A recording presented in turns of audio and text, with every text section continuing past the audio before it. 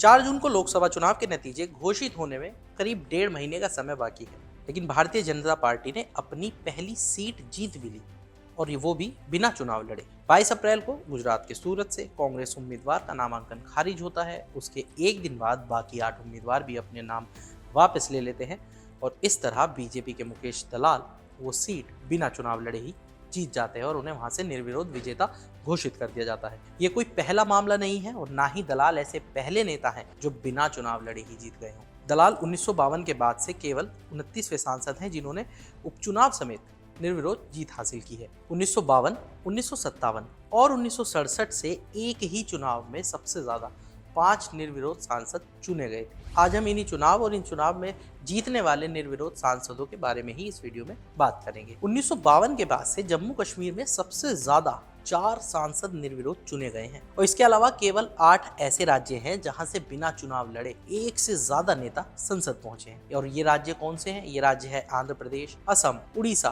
तमिलनाडु, तेलंगाना और उत्तर प्रदेश। कांग्रेस जब 20 साल की हुई, यानी कांग्रेस की स्थापना को जब 20 साल पूरे हुए, तब सबसे ज्यादा उसके नेता निर्विरोध चुनाव जीतकर लोकसभा पहुंचे।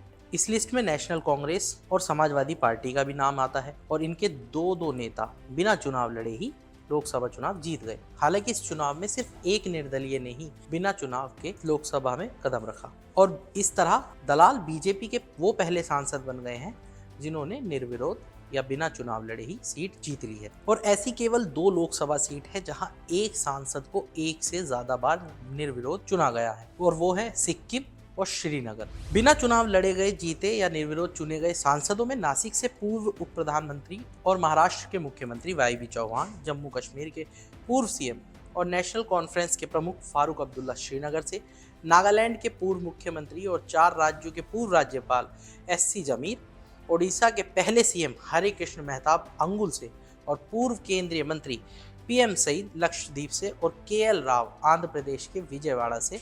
ये वो नेता हैं जो इन सीटों से बिना चुनाव लड़े ही जीत गए। 1952 के पहले चुनाव में आनंद चंद निर्विरोध चुने जाने वाले पहले और अकेले निर्दलीय उम्मीदवार बने। चंद बिलासपुर राजघराने के 44 से शासक थे, जिसकी उस समय अपनी लोकसभा सीट थी और अब ये हिमाचल प्रदेश का हिस्सा है। तब कांग्रेस ने चंद के खिलाफ एक उम्मीदवार खड़ा तो किया था, लेकिन बाद में उन्होंने कथित तौर पर पैसे की कमी के कारण और राजा के साथ मुकाबला करने से बचने के लिए अपना नामांकन वापस ले लिया।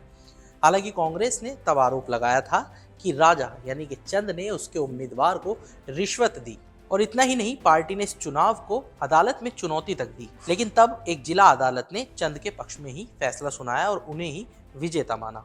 अब आते हैं 1962 में। तो 1962 में उड़ीसा के पहले मुख्यमंत्री हरे कृष्ण मेहताब राज्य की अंगुल लोकसभा सीट से निर्विरोध चुने गए थे। उस समय उनके सामने एक भी उम्मीदवार मैदान में नहीं था और ये बहुत ही चौंकाने वाली बात थी, क्योंकि उन्होंने एक ऐसी सीट से चुनाव लड़ा था जहां गणतंत्र परिषद जो स्थानीय पार्टी है उसका मजबूत आधार था। अब गणतंत्र परिषद ने शुरू में तो एक उम्मीदवार के नाम का ऐलान किया। अब हालांकि उन्हें ऐसा लगा कि मेहताब के खिलाफ मुकाबला बहुत मुश्किल है, उनसे टक्कर नहीं ली जा सकती, तो इसलिए पार्टी के आखिरी उम्मीदवार ने भी अपना नाम वापस ले लिया। इस सब के बाद चुनावी मैदान में अकेले रह गए मेहताब और उन्हें निर्विरोध यानी बिना चुनाव लड़े ही विजेता घोषित कर दिया गया। ठीक उसी साल मानवेंद्र शाह को टिहरी गढ़वाल सीट, जो अब उत्तराखंड में है, वहां से कांग्रेस उम्मीदवार के रूप में निर्विरोध चुना गया।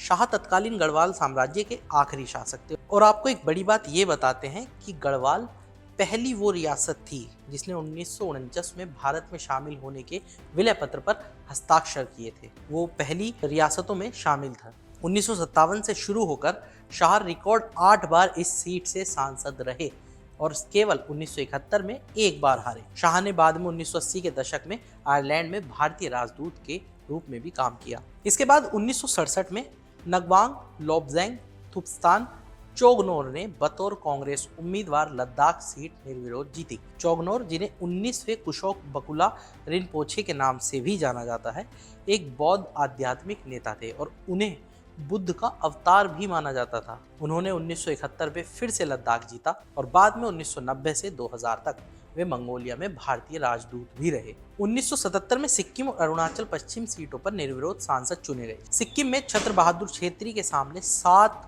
उम्मीदवार मैदान में थे, लेकिन जांच के दौरान उन सभी के नामांकन पत्र अवैध माने गए। अरुणाचल पश्चिम में रिंचिन खांडू खीमे नामांकन दाखिल करने वाले अकेले उम्मीदवार थे। 1985 के उपचुनाव में निर्विरोध जीत के बाद सिक्किम ने एक और सांसद को लोकसभा में भेजा, जब दिल कुमारी भंडारी निचले सदन में राज्य की पहली महिला सांसद बनी। 1990 के दशक में कश्मीर घाटी में बढ़ते विद्रोह यानी इंसर्जेंसी के बीच इसकी 3 सीटों के लिए लोकसभा चुनाव में एक सांसद निर्विरोध भी चुना गया था, जबकि बारामूला और अनंतनाग में केवल 5% ही मतदान हुआ था। ये उस दौर की बात है जब घाटी में इंसर्जेंसी चरम पर थी।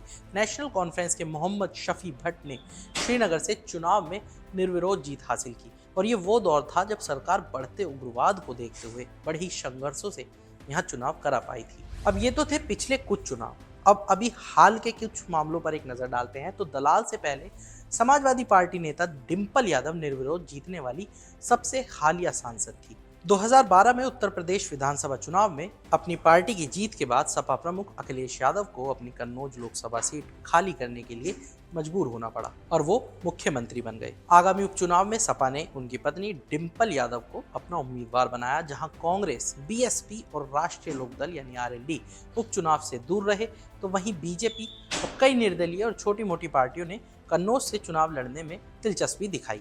हालांकि बाद में बीजेपी और पीस पार्टी ने समाजवादी पार्टी पर उनके उम्मीदवारों को नामांकन दाखिल करने से रोकने का आरोप लगाया। हालांकि सपा ने कहा कि बीजेपी ने उसके उम्मीदवार को नाम वापस लेने के लिए कहा था। तो आज के इस वीडियो में इतना ही। बाकी तमाम बड़ी खबरों के लिए जुड़े रहिए मनी कंट्रोल हिंदी के साथ। आप हमारे यूट्यूब चैनल को सब्सक्राइब करें, फेसबुक पेज को लाइक करें, और अब व्हाट्सएप के जरिए भी आप हमसे जुड़ सकते हैं।